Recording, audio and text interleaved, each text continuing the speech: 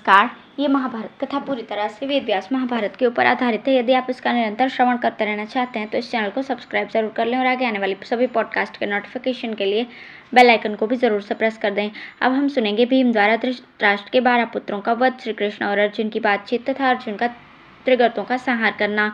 संजय कहते हैं, महाराज, हाथियों के समुदाय का नाश हो जाने पर भीम आपकी सेनाओं का संहार करने लगे। वे क्रोध में भरे हुए दंडधारी यमराज की भांति हाथ में गदा लिए रणभूमि में विचर रहे थे।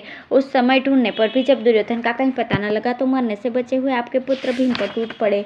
दुर्मर्शन, श्रुतांत, जयद्रथ, पुरीबल, रवि, जयद्रथ, सुजात, दुर्विशा, दुर्विमोचन, दुष्प्रदर्श तथा श्रुतर्वा ने धावा करके भीम को चारों ओर से घेर लिया।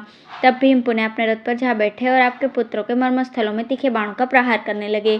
उन्होंने एक क्षुरप्र मारकर दुर्मर्शन का मस्तक काट गिराया, फिर एक भल्ल के द्वारा श्रुतांत का अंत कर दिया।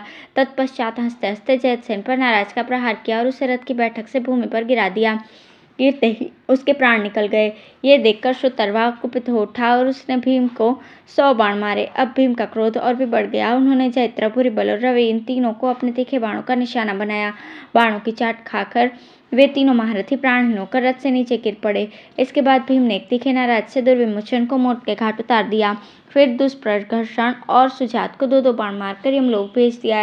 ये देखकर दुर्विशा भीम पर चढ़ाया। उसे आते देखकर भीम ने उसके ऊपर भल्ला का प्रहार किया। उससे आहत होकर वो सबके देखते देखते रथ से गिरा और मर गया। श्रुतर्वा ने जब देखा कि भीम अकेले ही मेरे बहुत से भाइयों का काम तमाम कर रहे हैं तो अमर्ष में भरकर धनुष की टंकार करता हुआ वो उन पर टूट पड़ा और उन्हें अपने बाणों का निशाना बनाने लगा। उसने भीम के धनुष को काटकर उन्हें 20 बाणों से घायल कर दिया। तब महारथी भीम ने दूसरा धनुष उठाया और आपके पुत्र पर बाणों की वर्षा आरंभ कर दी। श्रुतर्वा ने भी कुपित होकर भीम की भुजाओं और छाती में बाण मारे। इससे भीम बहुत घायल हो गए। उन्होंने अत्यंत रोष में भरकर श्रुतर्वा के हाथ सारथी और चारों घोड़ों को यमलोक भेज दिया। रथहीन हो जाने पर श्रुतर्वा ढाल और तलवार लेने लगा। इतने में ही भीम ने क्षुरप्र मारकर उसका मस्तक धड़ से अलग कर दिया। उसके मरते ही आपके सैनिक भय से विह्वल हो गए और युद्ध की इच्छा से भीम की ओर दौड़े। भीम ने भी उनका सामना करने के लिए आगे बढ़ दिया। भीम के पास पहुंचकर उन वीरों ने उन्हें चारों ओर से घेर लिया। तब भीम ने अपने तीखे बाणों से उन्हें पीड़ा दी और उन्होंने कवच से सुसज्जित 500 महारथियों का काम तमाम करके 700 हाथियों की सेना का सफाया कर दिया। फिर 800 घुड़सवारों और 10,000 पैदलों को मौत के घाट उतारकर वे विजयश्री से सुशोभित होने लगे। जिस समय भीम आपके पुत्रों का संहार कर रहे थे उस समय आपके सैनिकों का उनकी ओर आंख उठाकर देखने का भी साहस नहीं होता था। उन्होंने समस्त कौरवों और उनके अनुचरों को मार भगाया। फिर ताल ठोंककर उनकी विकट आवाज से वे बड़े बड़े गजराजों को भयभीत करने लगे। उस लड़ाई में आपके बहुत से सिपाही काम आए। जो बचे थे उनकी भी हिम्मत टूट गई थी। महाराज, दुर्योधन और सुदर्शन, यही 2 आपके पुत्र बचे हुए थे। ये दोनों घुड़सवारों के बीच खड़े थे। दुर्योधन को वहां खड़ा देखकर देवकी नंदन भगवान श्री कृष्ण ने कहा, अर्जुन, अब शत्रुओं के अधिकांश योद्धा मारे जा चुके हैं। वो देखो, सात्यकी संजय को कैद करके लिए आ रहा है। उधर कृपाचार्य, कृतवर्मा और अश्वत्थामा, ये तीनों राजा दुर्योधन को अलग छोड़कर रण में डटे हुए हैं। इधर प्रभद्र को सहित दुर्योधन की सेना का संहार करके पांचाल राजकुमार धृष्टद्युम्न अपनी सुंदर कांति से शोभायमान हो रहा है और वो है दुर्योधन जो अपनी सेना का व्यूह बनाकर रण में खड़ा है। अर्जुन, कौरव पक्ष के योद्धा तुम्हें आए देखकर जब तक भाग नहीं जाते उसके पहले ही दुर्योधन को मार दो। इसकी सेना बहुत थक गई है, अतः इस समय आक्रमण करने से ये पापी छूट कर नहीं जा सकता। श्री कृष्ण की बात सुनकर अर्जुन ने कहा, माधव, धृतराष्ट्र के सभी पुत्र भीम के हाथ से मारे चुके हैं। ये 2 जो भी बचे हुए हैं ये भी नहीं रह जाएंगे। शकुनी की सेना में अब भी 500 घुड़सवार, 200 रथी, 100 से कुछ अधिक हाथी और 3000 पैदल बचे हैं। दुर्योधन की सेना में अश्वत्थामा, कृपाचार्य, त्रिगर्तराज, उलूक, शकुनी, कृतवर्मा आदि कुछ ही योद्धा बचे हैं। बाकी सब मारे गए। अब इनका भी काल आ ही पहुंचा है। आज जो मेरे सामने आकर भाग नहीं जाएंगे वे देवता ही क्यों न हो, उन सबको मार दूंगा। आज सारा झगड़ा समाप्त हो जाएगा। दुर्योधन भी यदि मैदान छोड़कर भाग न गया तो आज अपनी उद्विप्त राजलक्ष्मी तथा प्राणों से हाथ धो बैठेगा। आप घोड़े बढ़ाइए, मैं सबको भी मार डालता हूँ। अर्जुन के ऐसा कहने पर भगवान ने दुर्योधन की सेना के घोड़े आगे बढ़ाए। भीम और सहदेव ने भी अर्जुन का साथ दिया। तीनों महारथी दुर्योधन को मार डालने की इच्छा से सिंहनाद करते हुए आगे बढ़े। उस समय आपके पुत्र सुदर्शन ने भीम का सामना किया। सुशर्मा और शकुनी ने अर्जुन से लड़ने लगे। दुर्योधन घोड़े पर सवार होकर सहदेव से जा भिड़ा। उसने बड़ी फुर्ती के साथ सहदेव के मस्तक पर एक बाण से प्रहार किया। सहदेव उस चोट से मूर्छित होकर रथ के पिछले भाग में बैठ गए। उसका सारा शरीर खून से तर हो गया। फिर थोड़ी ही देर में जब होश हुआ तो वो क्रोध में भरकर दुर्योधन पर तीखे बाणों की बौछार करने लगे। उधर अर्जुन भी घोड़ों की पीठ पर बैठे हुए समस्त योद्धाओं को मस्तक काट काट कर गिराने लगे। उन्होंने बहुत से बाण मारकर सारी सेना का संहार कर दिया। तदंतर त्रिगर्तों की रथ सेना पर धावा किया। उन्हें आए देखकर सारे त्रिगर्त महारथी एक साथ होकर श्री कृष्ण तथा अर्जुन पर बाणों की वर्षा करने लगे। तब अर्जुन ने सत्यकर्मा को एक क्षुरप्र से घायल करके उसके रथ का हर्षा काट दिया। फिर दूसरे क्षुरप्र से उसका मस्तक भी धड़ से अलग कर दिया। इसके बाद उन्होंने सब योद्धाओं के सामने ही सत्येशु को पकड़कर मार दिया। तत्पश्चात प्रस्थल देश के अधिपति सुशर्मा को 3 बाणों से बींध कर वहां एकत्रित हुए समस्त रथियों को अपने बाणों का निशाना बनाया। फिर सुशर्मा को 100 बाण मारकर उसके घोड़ों को भी घायल किया। उसके बाद उन्होंने हंसते हंसते सुशर्मा पर यमदंड के समान एक भयंकर बाण चलाया। उससे उसकी छाती छिद गई और वो प्राणहीन होकर पृथ्वी पर गिर पड़ा। इस प्रकार सुशर्मा को मारकर अर्जुन ने उसके 45 पुत्रों को भी मौत के घाट उतार दिया। फिर उसके समस्त अनुयायियों को यमलोक भेजकर उन्होंने मरने से बची हुई कौरव सेना में प्रवेश किया। दूसरी ओर भीम ने भी हंसते हंसते बाणों की वर्षा करके सुदर्शन को ढक दिया। अब वो दिखाई नहीं पड़ता था। प्रहार करते करते उन्होंने एक तीखे क्षुरप्र से सुदर्शन का मस्तक धड़ से अलग कर दिया। ये देखकर उसके अनुचरों ने भीम को चारों ओर से घेर कर उन पर बाणों की वर्षा आरंभ कर दी। तब भीम ने तेज किए हुए बाणों की वर्षा करके उन्हें सब ओर से आच्छादित कर दिया और एक ही क्षण में सबका संहार कर दिया। उस समय परस्पर प्रहार करते हुए दोनों दलों के योद्धाओं में कोई अंतर नहीं रह गया था। दोनों सेनाएं मिलकर एक सी हो गई थी। अब हम सुनेंगे शकुनी और उलूक का वध। संजय कहते हैं, महाराज उपर्युक्त संग्राम जब आरंभ हुआ उस समय शकुनी ने सहदेव पर धावा किया।